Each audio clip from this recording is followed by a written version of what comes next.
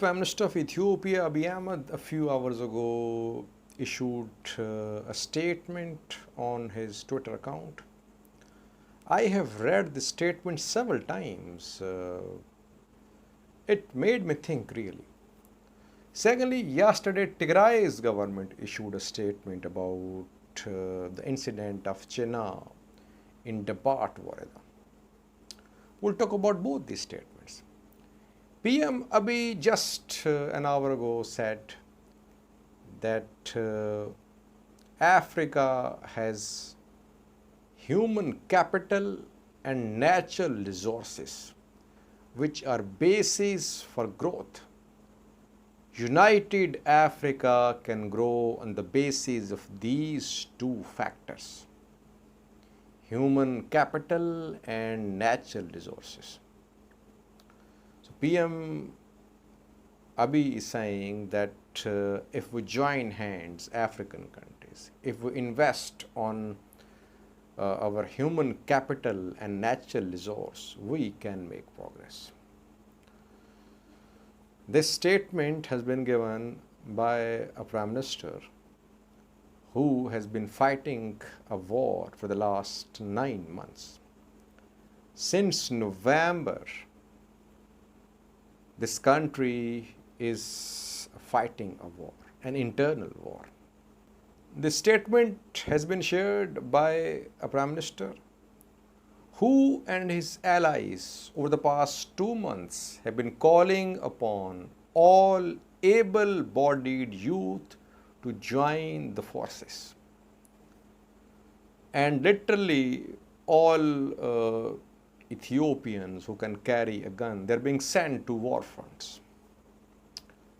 You're talking about making progress by using your human capital. But your human capital is going down the drain. You're wasting your human capital by fighting this dirty war. Do you have any right to make such a statement that on the basis of human capital, Africa can grow? You are wasting Ethiopian asset, which is Ethiopian human resource. Firstly. Secondly, I have a question for viewers. Viewers, I don't know much about Ethiopian politicians' families, the families of Ethiopian generals, the families of Ethiopian men in power.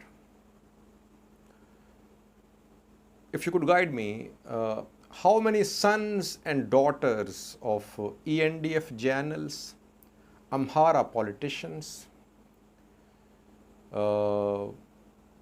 Tigray politicians, TDF generals, how many sons, daughters and wives of these men in power are in the battlefield? All these men in power are calling upon able-bodied Ethiopians to join the forces. And these poor able-bodied Ethiopians are being sent to battlefronts. What about their families? Their sons, daughters, they are able-bodied too. How many of them have joined this war so far? Abiy's family, Aganeho Tishagar's family, Debrasian, Getachoreda, Satkan, Verede, Migbe, Tafira Mamu, Shimelis Abdisa, Mustafa of Somali region. I don't know much about these persons. That is why I'm asking a question. Viewers can guide me that how many daughters, sons of these men in power are fighting in the battlefield. If they are not sending their families to battlefronts, they have no right to send daughters and sons of other poor Ethiopians to battlefronts. Secondly, I saw a statement from Tigray's government yesterday that Tigray's government was open to any investigation. The statement was issued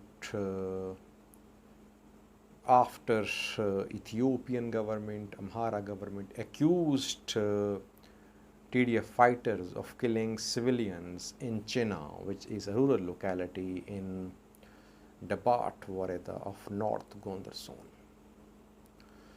A commendable statement. But I have a question.